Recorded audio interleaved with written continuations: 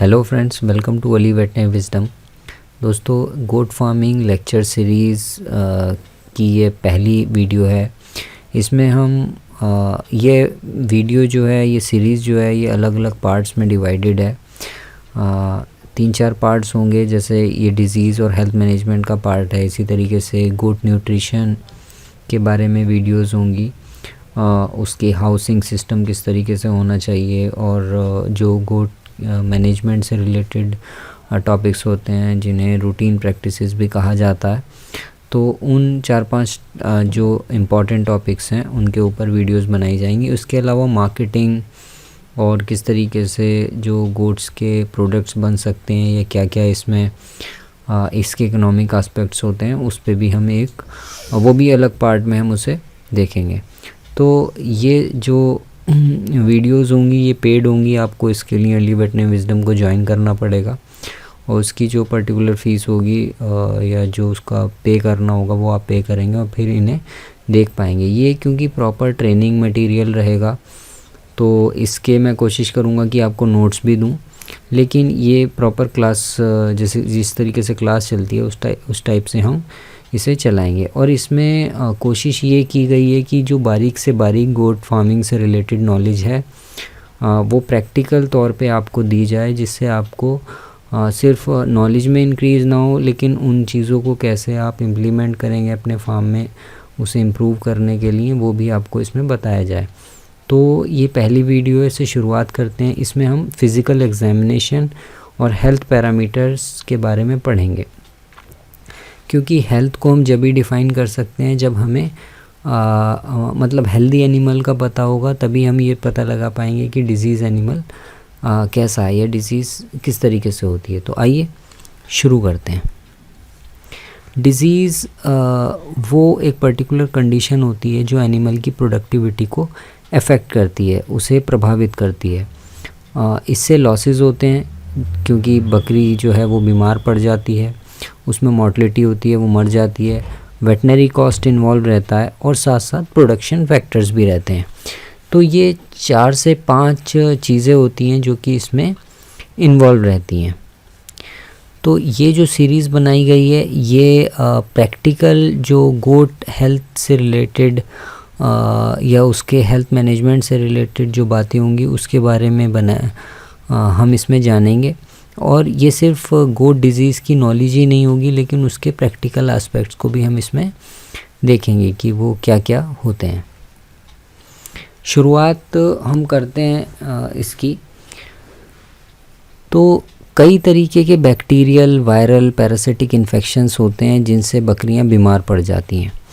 Morbidity का मतलब होता है बीमार पड़ना, बीमार होना। और इसी तरीके से एक वर्ड आता है मॉर्टलिटी। मॉर्टलिटी का मतलब होता है मरना। तो पहले बीमार पड़ता है, फिर वो जानवर मर जाता है। तो कई सारे उसके रीज़न्स होते हैं। इसकी वजह से इकोनॉमिक लॉसेस होते हैं हमें फार्म के अंदर, और गोट फार्मिंग कम्युनिटी जो होती है इससे अफेक्ट होती है। और एक बात इसमें हमें हमेशा याद रखनी चाहिए कि जो डिज़ीज़ की प्रॉब्लम्स होती है वो लाइव स्टॉक प्रोडक्शन में इनएविटेबल है, मतलब उससे बचा नहीं जा सकता। उसे कम ज़रूर किया जा सकता है, लेकिन डिज़ीज़ को क्योंकि कई सारे रीज़न्स होते हैं, कई सारे फैक्टर्स होते हैं, उन्हें ख़त्म नहीं किया जा सकता। तो हमें ये मैंडेटरी होता है, ज़रूरी होता है हमारे लिए कि हम एक सूटेबल हर्ड हेल्थ मैनेजमेंट जो प्रोग्राम है उसे फ्रेम करें, उसे बनाएं, और प्रिवेंटिव मेडिसिन मतलब बीमारी को हम आने ही ना दें या उसे कम से कम आने दें अपने फार्म में, जिससे हमारा प्रोडक्शन परफॉर्मेंस बढ़े और प्रॉफिट्स जो हैं वो इंक्रीज़ हों। तो हमारा मकसद ये रहता है कि इकोनॉमिक लॉसेस कम से कम हो और कॉस्ट ऑफ प्रोडक्शन डाउन जाए। तो ये एक इम्पॉर्टेंट बात इसमें पूरे के पूरे हेल्थ मैनेजमेंट में और डिज़ीज़ जो हम पढ़ेंगे ये हमारे दिमाग में ये बात रहेगी। तो डिज़ीज़ को किस तरीके से हम डिफ़ाइन करते हैं? डिज़ीज़ उस कंडीशन को कहते हैं जो ऑप्टिमल प्रोडक्टिविटी नहीं होने देता एनिमल के अंदर। अगर कोई गोट है आपकी और वो 3 लीटर दूध देने की कैपेसिटी रखती है, लेकिन वो सिर्फ 1.5 लीटर दे रही है किसी वजह से दूध, तो इसका मतलब कि कोई ना कोई ऐसी कंडीशन है कि जिसकी वजह से वो अपना प्रॉपर प्रोडक्शन नहीं दे पा रही है। तो उस कंडीशन को हम डिजीज़ कहते हैं कि उसने ऑप्टिमम प्रोडक्टिविटी इसकी 3 लीटर थी, लेकिन वो 1.5 लीटर ही दूध दे पा रही है। तो लेकिन हेल्थ किसे कहते हैं? ये तो हमने डिजीज़ को डिफ़ाइन किया। हेल्थ वो कंडीशन होती है, वो स्टेट होती है जिसमें स्टेट ऑफ हार्मोनियस वेलबींग, मतलब एनिमल कंफर्टेबल जोन में रहता है, अपना काफ़ी कंफर्ट में रहता है, और जब वो कंफर्ट में रहेगा, उसे कोई प्रॉब्लम नहीं होगी, तो वो ऑप्टिमम प्रोडक्टिविटी प्रोवाइड करेगा। तो हम ये कहते हैं कि हमारा एनिमल सिर्फ डिजीज़ फ्री ना हो बल्कि हेल्दी होना चाहिए, ताकि वो प्रॉपर प्रोडक्शन को अलाउ कर सके। अब आप मान लीजिए आपका एक फार्म है, उस फार्म के अंदर आपके एनिमल्स हैं और उन्हें कोई डिज़ीज़ नहीं है, लेकिन आपके फार्म में मक्खियाँ हैं या गीला है आपका एनवायरनमेंट, तो उससे क्या होगा, वो एनिमल को एनॉयंस होगा, मतलब उसे अच्छा नहीं लगेगा, तो वो उससे चिढ़ेगा। तो अगर ऐसी कंडीशन आएगी तो वो स्ट्रेस में जाएगा तो उसका प्रोडक्शन डाउन होगा। तो हेल्थ का मतलब सिर्फ ये नहीं है कि डिज़ीज़ की एब्सेंस को हम हेल्थ नहीं कहते हैं। हेल्थ के लिए उसे अच्छा environment, comfortable bedding, ventilation, sunlight और वो सब चीज़ें हमें उसे प्रोवाइड करनी पड़ती हैं, ताकि ना डिज़ीज़ हो और ना ही उसे किसी तरीके की स्ट्रेस हो। तो इस सीरीज़ में हम यही देखेंगे कि यही बात को डिस्कस करेंगे कि जो गोट डिज़ीज़ होती हैं, रेंज ऑफ गोट डिज़ीज़ होती हैं ट्रॉपिक्स में।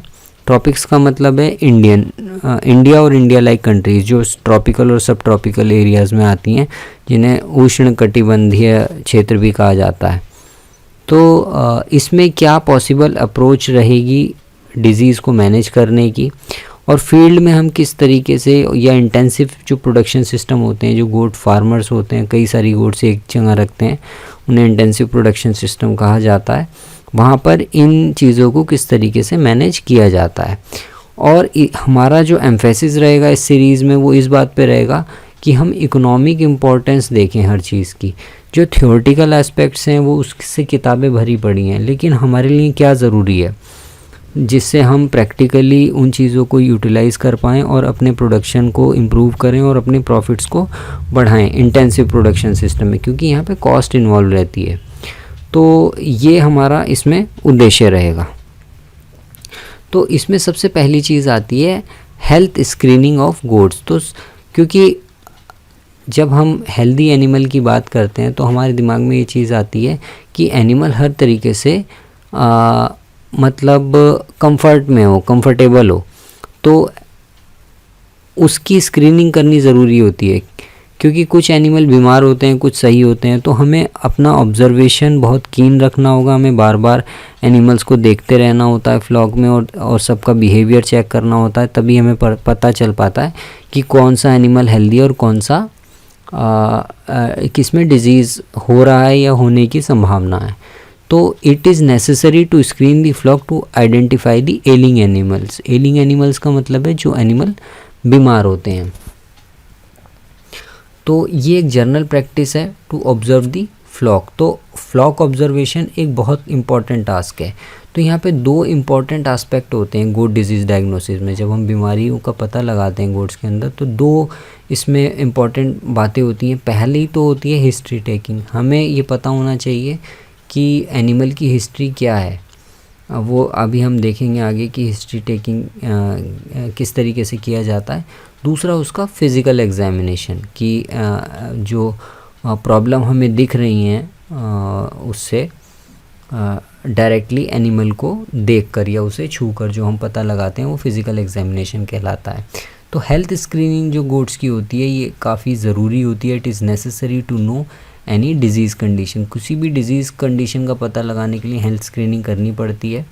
एंड और इसमें हमें फ्लॉक को ऑब्ज़र्व करना पड़ता है और उसका बिहेवियर देखना पड़ता है इंडिविजुअल गोट का फ्रॉम डिस्टेंस। हमें दूर से भी देखना है, जब फ्लॉक के अंदर भी इंडिविजुअल एनिमल को देखना है कि वो कैसे बिहेव कर रहा है, किस तरीके से चल के आ रहा है, क्या वो किस तरीके से गर्दन घुमा रहा है, वो पैर उठा रहा है, घिस के तो नहीं चल रहा है पैर को, या उठा के चलता है, या किस तरीके से उछल के तो नहीं चल रहा है, धीरे चल रहा है, गर्दन झुका के चल रहा है। तो ये सारी चीज़ें हमें दूर से देखनी होती हैं।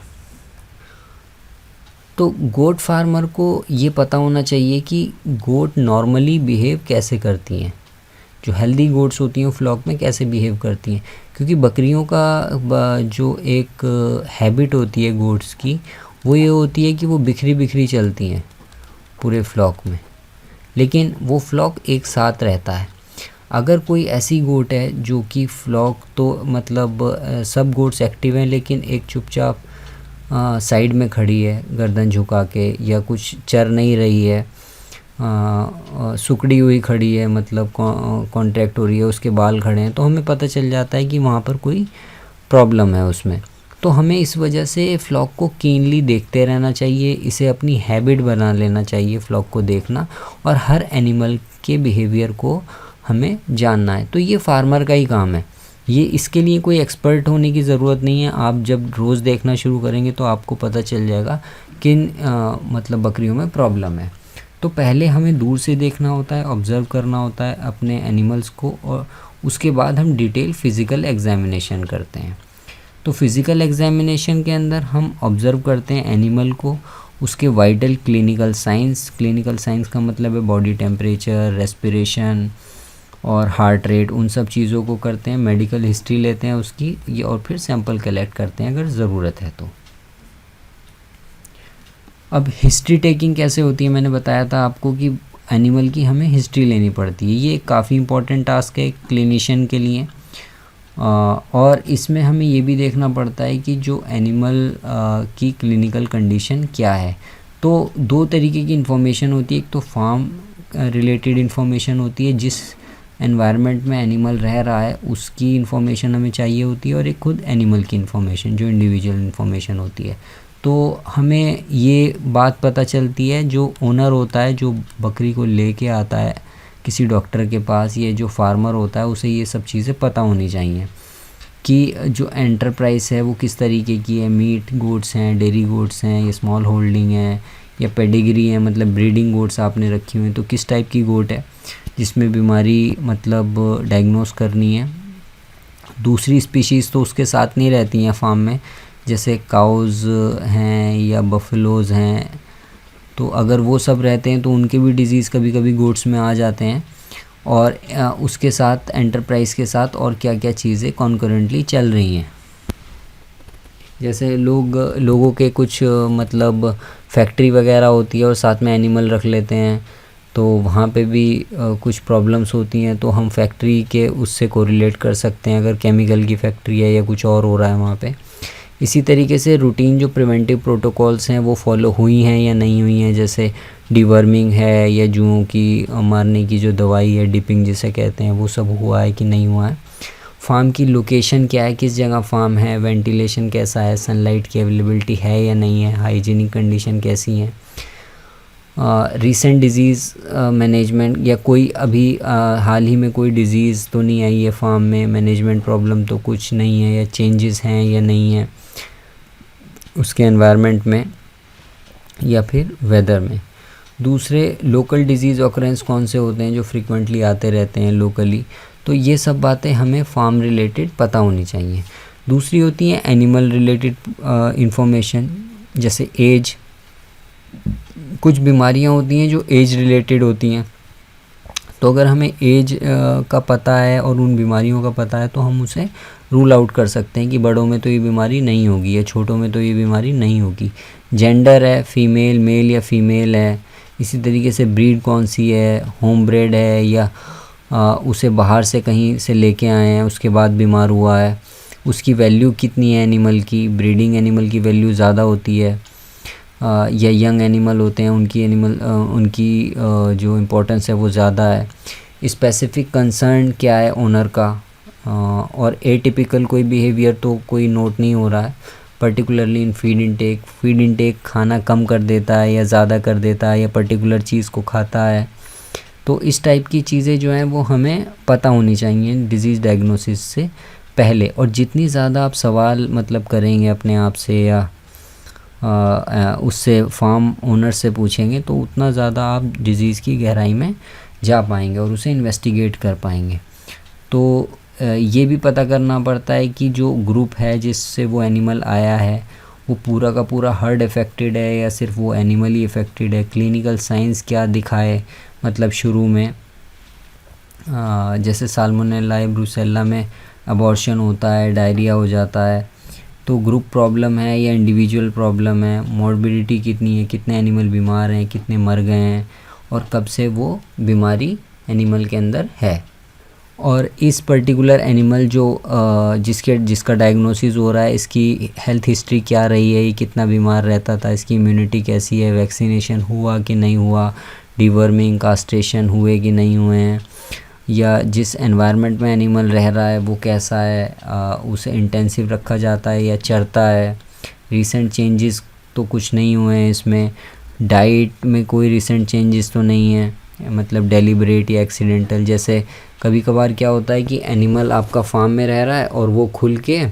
आपके फीड गोडाउन में पहुंच जाता है और वहाँ पे ग्रेन्स वगैरह रखे हैं तो उसने खा लिए, तो उसे लैक्टिक एसिडोसिस जो होता है की प्रॉब्लम होती है वो हो जाती है, फारा भी कहा जाता है जिसे, और उससे भी एनिमल डाई कर जाता है या काफ़ी सीरियस कंडीशन में पहुंच जाता है। तो ये सब चीज़ें डिज़ीज़ डायग्नोसिस के टाइम में काफ़ी हेल्पफुल होती हैं, और अगर हम ये जानना सीख जाते हैं तो हम काफ़ी अच्छे क्लिनिशियन या अपना फार्म में नुकसान होने से बचा सकते हैं।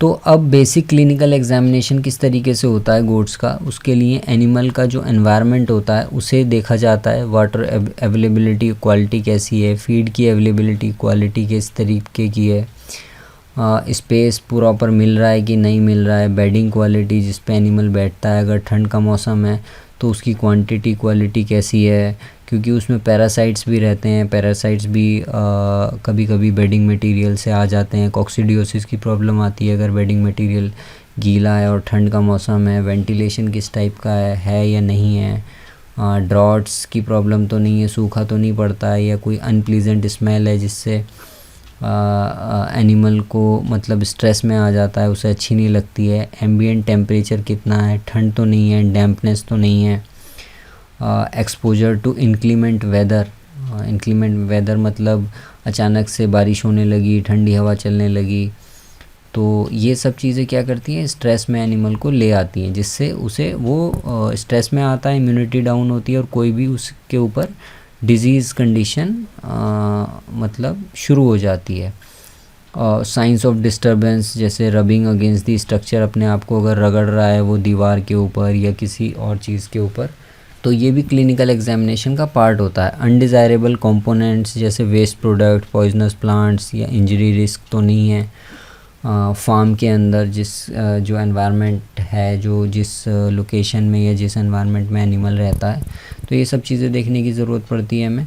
इसके बाद ग्रुप बिहेवियर कैसा है और उसका इंटरेक्शन कैसा है, बुलिंग तो नहीं हो रही है, कोई और एनिमल छोटे एनिमल्स को मार तो नहीं रहे हैं या उन्हें तंग तो नहीं कर रहे हैं, क्राउडिंग ज़्यादा तो नहीं है, रेस्टलेसनेस, बेचैनी या एक जगह इकट्ठा हो रहे हैं, और patient behaviour, proximity to the group से अलग खड़ा एनिमल की उसके पास है, उसका स्टैंस कैसा है, गेट किस टाइप का है, चलता कैसे है, रेस्पिरेशन रेट वगैरह, ये सब हमें चीज़ें देखने की ज़रूरत पड़ती है जब हम क्लिनिकल एग्जामिनेशन करते हैं एनिमल का। अब क्लिनिकल एग्जामिनेशन में सबसे पहले हमें रेस्पिरेशन रेट देखना होता है। ये चेस्ट के जो मूवमेंट होते हैं उन्हें पर मिनट देखा जाता है, उन्हें काउंट किया जाता है। When animal is at rest, अगर एनिमल चल के आपके पास आ रहा है, आपके फार्म से आपके क्लिनिक की तरफ आ रहा है, तो आपको थोड़ा सा उसे टाइम देना चाहिए, क्योंकि वो थका हुआ होगा, उसका सांस फूल रहा होगा। तो जब आप उसे रेस्ट दे देंगे 10-15 मिनट बाद, उसके बाद आप चेस्ट मूवमेंट को काउंट कीजिए। तो ये ज़रूरी होता है कि एनिमल उस समय रेस्ट में हो, तभी हमें पता चल पाएगा कि ये जो रेस्पिरेशन ज़्यादा है या कम है, ये किसी डिज़ीज़ की वजह से है या मतलब ज़्यादा चल के आने की वजह से। तो इसमें हमें स्टेथोस्कोप जो होता है उसे चेस्ट पर रखना होता है, जिस तरीके से यहाँ पर ये रखा गया है। ये शोल्डर है यहाँ पर, और ये हमारा स्टेथोस्कोप है, तो यहाँ पर रखना होता है और चेस्ट के मूवमेंट को रिकॉर्ड करना होता है। तो 1 मिनट में जितना इन्हेलेशन और एक्सहेलेशन की साइकिल्स होती हैं, दोनों को मिला के एक रेस्पिरेशन काउंट किया जाता है। ये जो चेस्ट होती है नीचे जाती है फिर ऊपर आती है, तो ये एक रेस्पिरेशन साइकिल होती है, इसे काउंट किया जाता है पर मिनट। तो ये रेस्पिरेशन रेट हमारा इस तरीके से काउंट होता है। तो ये बढ़ जाता है, जैसे निमोनिया की कंडीशन है तो आपको यहाँ से आवाज़ भी आने लगेगी, छाती के अंदर से कुछ घिसने की आवाज़ आएगी या कुछ बबलिंग की आवाज़ आएगी। तो इससे भी ये भी पता चल जाता है। या फिर एनिमल का सांस फूलता है कई सारी रेस्पिरेटरी डिजीज़ में, तो रेस्पिरेशन या बुखार की कंडीशन है उसमें भी रेस्पिरेशन ज़्यादा हो जाता है। तो रेस्पिरेटरी रेट लेना इस तरीके से हमें इस तरीके से लिया जाता है मतलब। फिर हार्ट रेट लेते हैं हम। Heart rate is the number of the heart beat, धक धक की आवाज़ सुनाई देती है आपको, और पर मिनट कितनी हार्ट बीट होती हैं उसे काउंट किया जाता है। तो स्टेथोस्कोप को हम 3rd और 4th इंटरकोस्टल स्पेस के बीच में, इंटरकोस्टल स्पेस का मतलब जो तीसरी और चौथी रिब होती है उसके बीच की जो स्पेस होती है उसे इंटरकोस्टल स्पेस कहा जाता है। और रेस्पिरेशन के लिए तो आपने यहाँ पर रखा था स्टेथोस्कोप को, और इसके लिए हम यहाँ पर स्टेथोस्कोप को रखते हैं लेफ़्ट साइड में, क्योंकि हार्ट लेफ़्ट साइड में होता है। तो फिर उसे हम जो आवाज़ आती है धक धक की उसे हम फिर काउंट करते हैं कि उसकी जो काउंट है वो कितना है पर मिनट। अगर वो ज़्यादा है तो इसका मतलब बुखार है या कोई और कंडीशन है, तो उससे फिर हम डायग्नोस करते हैं। वो बाद में देखेंगे क्या क्या इसके रीज़न होते हैं कम या ज़्यादा होने के। इसके बाद टेम्परेचर लिया जाता है। टेम्परेचर तो लगभग सबको लेना आता ही है। रेक्टल टेम्परेचर होता है। रेक्टल का मतलब जो रेक्टम होती है उसकी पीछे, वहाँ पर थर्मामीटर को लगाया जाता है। मरकरी थर्मामीटर या डिजिटल थर्मामीटर हो सकता है। इसे 1 मिनट के लिए रखा जाता है और टेम्परेचर को डिग्री सेल्सियस या फ़ारेनहाइट में रिकॉर्ड किया जाता है। और टेम्परेचर मेज़र करते हुए ये बात हमें ध्यान में रखनी चाहिए कि जो थर्मामीटर है इसे हम जेंटली टच कराएं। जो रेक्टम की वॉल होती है ना, अंदर इस तरीके से रेक्टम होता है।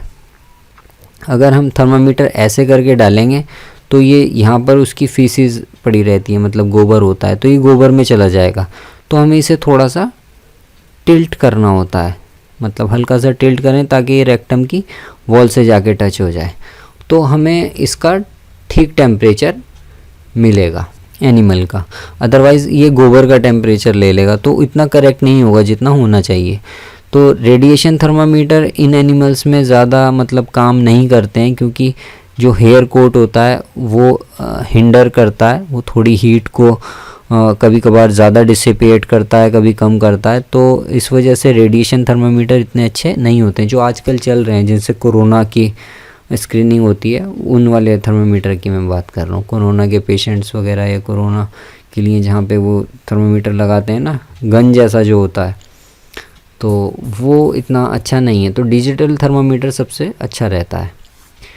फिर म्यूकस मेम्ब्रेन का एग्जामिनेशन करते हैं। जो म्यूकस मेम्ब्रेन्स होती हैं, म्यूकस मेम्ब्रेन का मतलब है इस तरीके से आप उसे उठाएं और उसकी जो झिल्लियाँ होती हैं उन्हें आप देख सकते हैं। ये आँखों के नीचे की झिल्ली है, कंजक्टाइवा भी कहते हैं इसे।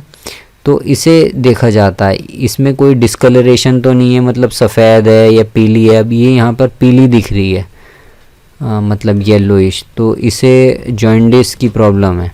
इसी तरीके से ये अगर सफ़ेद है तो एनीमिया होता है, मतलब खून की कमी होती है। अगर ये लाल है या पिंकिश है तो मतलब ये नॉर्मल है और एनिमल हेल्दी है। और बहुत ज़्यादा लाल हो गई है अगर, तो कंजेशन है। तो कई सारी चीज़ें हम इससे पता लगाते हैं। तो नॉर्मल जो होती है वो पिंकिश होती है म्यूकस मेम्ब्रेन। तो एबनॉर्मल डिस्कलरेशन से हमें पता चलता है कि एनिमल की कोई क्लिनिकल कंडीशन है, मतलब वो किसी तरीके से बीमार है। फिर र्यूमन कॉन्ट्रैक्शंस होते हैं। र्यूमन जो होता है एनिमल का पेट होता है और या इसका स्टमक कहा जाता है, ये कॉन्ट्रैक्ट करता रहता है। तो इसकी नॉर्मल र्यूमिनल एक्टिविटी बहुत ज़रूरी होती है। अगर फीवर है या कोई और प्रॉब्लम है तो उसमें र्यूमन का जो कॉन्ट्रैक्शन है वो कम हो जाते हैं या बढ़ जाते हैं। तो इसको रिकॉर्ड करने के लिए लेफ़्ट पैरालंबर फोसा, जो लेफ़्ट साइड होती है एनिमल की, उसमें ये जो जगह होती है ना, ये पैरालंबर फोसा कहलाता है। ये यहाँ पर रिब्स ख़त्म हो जाती हैं और यहाँ पर एक गड्ढा सा होता है, उसके अंदर अपनी मुट्ठी को रखा जाता है जैसे इन्होंने रखा हुआ है यहाँ पर, और इसे दबा के हम रखते हैं 1 मिनट तक।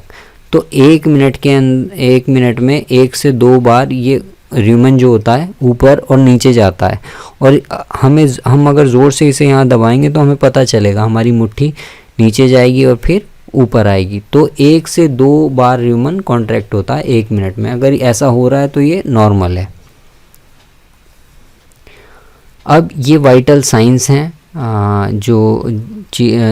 जो हमने यहाँ पर अभी वाइटल पैरामीटर्स को मेज़र करने का तरीका देखा, उसके साइंस है। Rectal temperature 39 to 40 degree Celsius इसका होता है, सेंटीग्रेड जिसे कहते हैं। हार्ट रेट 70 से 90 बीट्स पर मिनट, ये नॉर्मल है। रेस्पिरेटरी रेट 20 से 30 ब्रेथ, मतलब 20 से 30 बार सांस लेता है। और ह्यूमन मोटिलिटी 1 से 2 मोटिलिटी पर मिनट। तो ये नॉर्मल वाइटल कंडीशन थी। तो इस तरीके से हम हेल्थ स्क्रीनिंग करते हैं एनिमल्स की, और डिज़ीज़ डायग्नोसिस और मैनेजमेंट की जो इम्पोर्टेंस है वो मैंने आपको इस वीडियो में बताई। अगली वीडियो में हम देखेंगे कि इस तरीके से ड्रग एडमिनिस्टर की जाती है, ड्रग एडमिनिस्ट्रेशन। और उसके बाद हम देखेंगे कि जो मेडिसिन होती हैं, अलग अलग मेडिसिन होती हैं, उनकी क्या डोज होती है और किस तरीके से दी जाती हैं।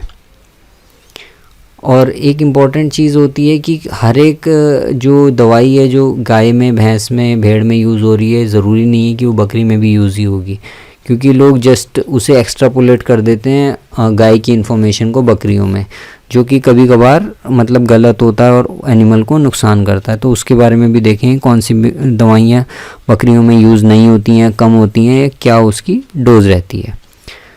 तो फिर अगली वीडियो में हम देखते हैं अगले लेक्चर में। तो इसके लिए थैंक यू।